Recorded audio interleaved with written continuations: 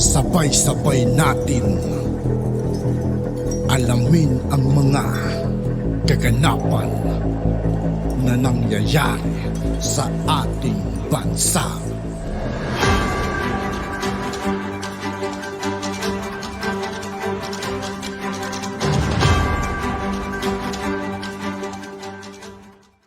Yo, what's up mga kaibigan? This is I2K po again.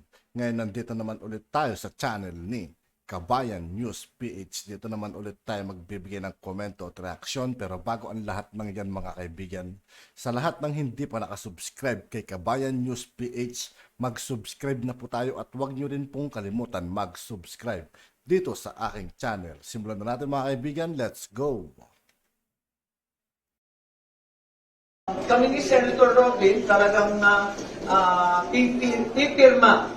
Nagkasundo kami kagabi na pipirma kami para paatras itong contempt order.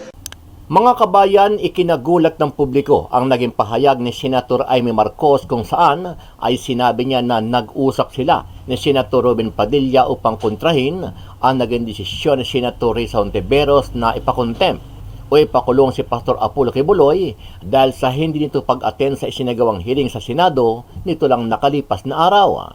Sabi ni Senator Amy, isa siya sa mga pipirma sa kinalap ng grupo ni Senator Robin Padilla para ipawalang bisa ang contempt order ni Senator Risa Hontiveros. Parang hindi naman siya tama at sa palagay ko, sasamahan kami ng iba pa naming grupo, Senator Go, Senator Cynthia, ako, pero hindi pa yata kami umaabot ng kinakailangan na 8 votes or 7 votes para ma-withdraw yung contempt order. Pero mulat sa poll talagang tutol ako sa pag-i-issue ng sabina. Matatandaan na sinabi ni Hontiveros na hindi siya natatakot at hindi natitinag na ipadakip itong si Pastor Kibuloy at ipakulong sa Senado kahit marami pa itong koneksyon at kilalang numero 1 supporters at kaalyado ng mga Duterte. Hindi po uubra ang ganitong mga excuse. So pursuant to Section 18 of the Rules of the Senate, as chair of the committee and with the concurrence of one member here with me, I cite in contempt Apollo Carreon Quiboloy for his refusal to be sworn or to testify before this investigation. Naniniwala kasi si Senator Amy Marcos na may halong politika at may mga taong nasa likod nito para gipitin at ipahiya si Pastor Kibuloy na founder ng Kingdom of Jesus Christ o KOJC. Yung ibang akusasyon ay napakatagal na, ba't ngayon lang lumilitaw ng sabay-sabay? Baka naman may nasa likod ng lahat na ito. Kaya gusto natin bigyan siya ng pagkakataon, higit sa lahat. Ang pagkaintindi ko, meron na rin mga kaso na pinila sa korte. Kaya't siguro huminahon tayo at huwag naman natin na inaapi yung tao. Nauna nang sinabi ni Senator Robin Padilla na tutol siya sa naging desisyon ni Hontiveros na ipakontempt ang controversial si Pastor Apollo Kibuloy. Pagpaumanhin niyo po ninyo, aking pong tinututulan ang naging pasya na makontempt si Pastor Kibuloy.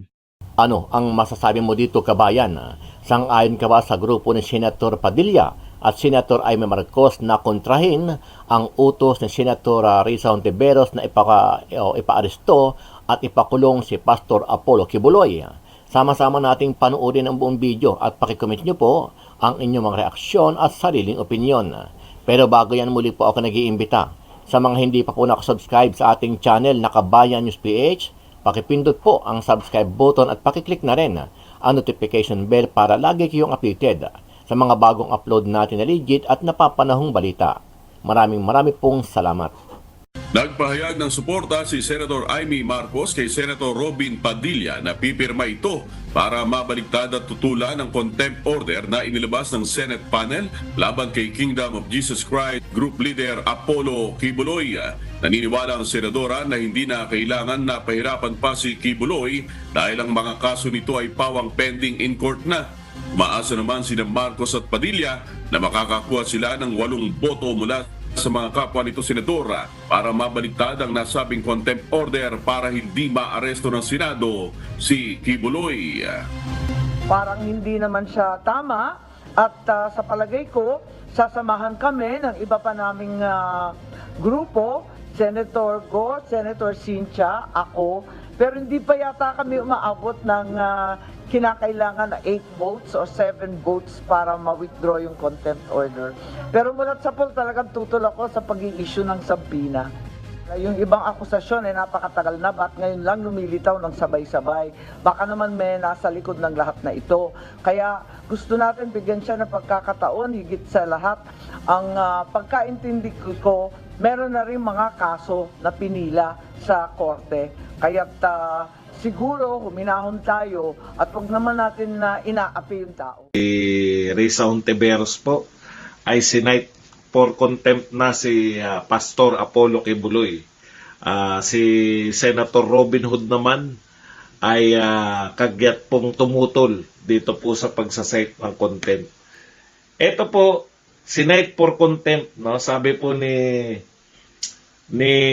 Risa Hontiveros, pursuant to Section 18 of the Rules of the Senate, as Chair of the Committee, with the concurrence of one member here with me, I cite in contempt Apollo Carion Kibuloy for his refusal to be sworn or to testify before this investigation. This committee requests the Senate President to order his arrest so that he may be brought to testify.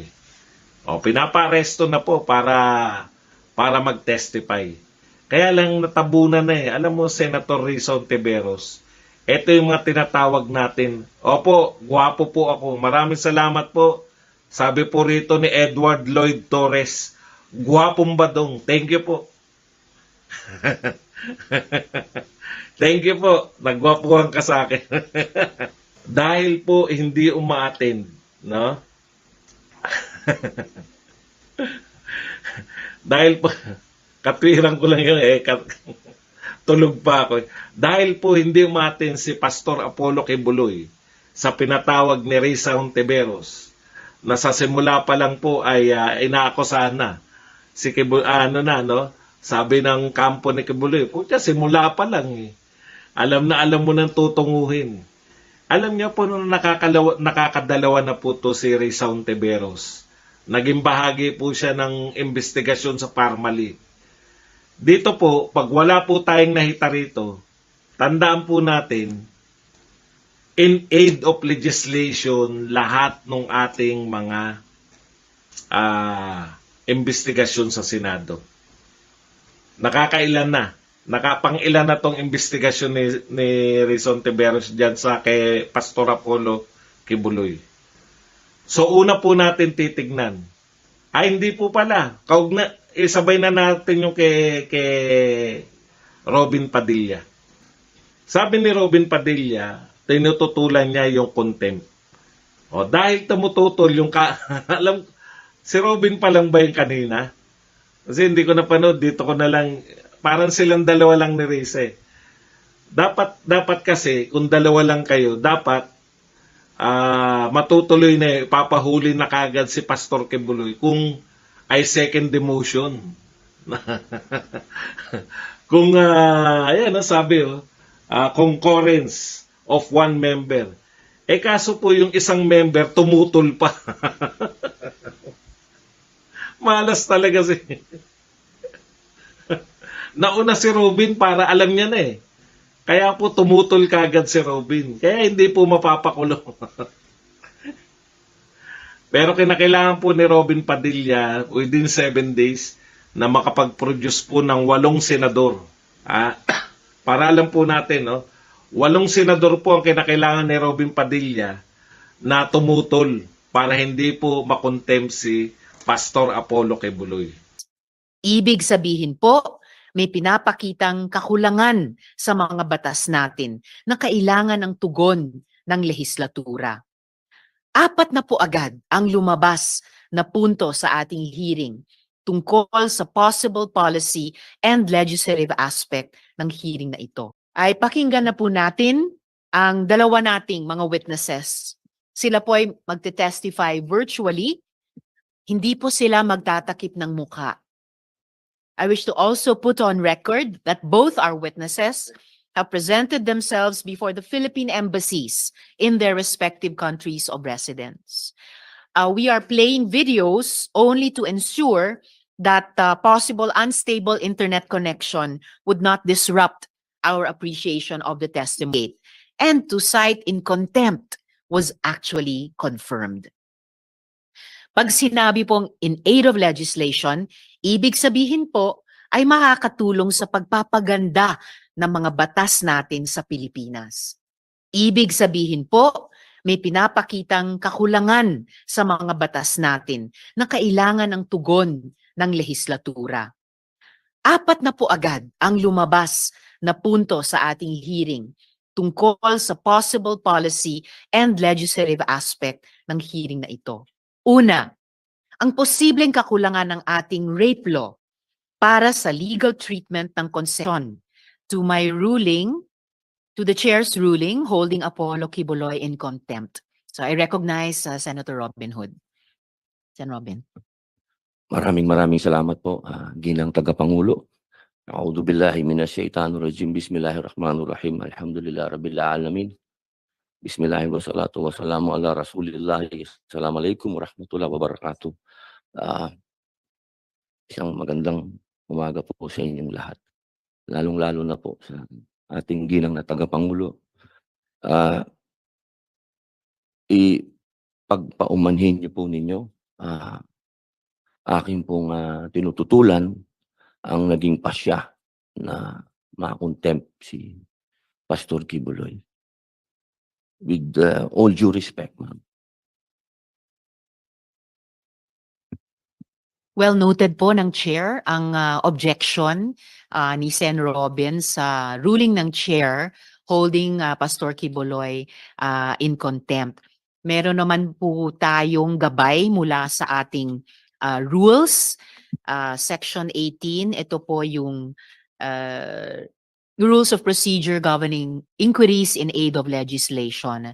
So yung section 18 po tungkol sa contempt, nakalagay po doon. A majority of all the members of the committee may, however, reverse or modify the aforesaid order of contempt within 7 days. So, well noted. Shukran, Sen. Robin. Maraming salamat po, ginang tagapangulo.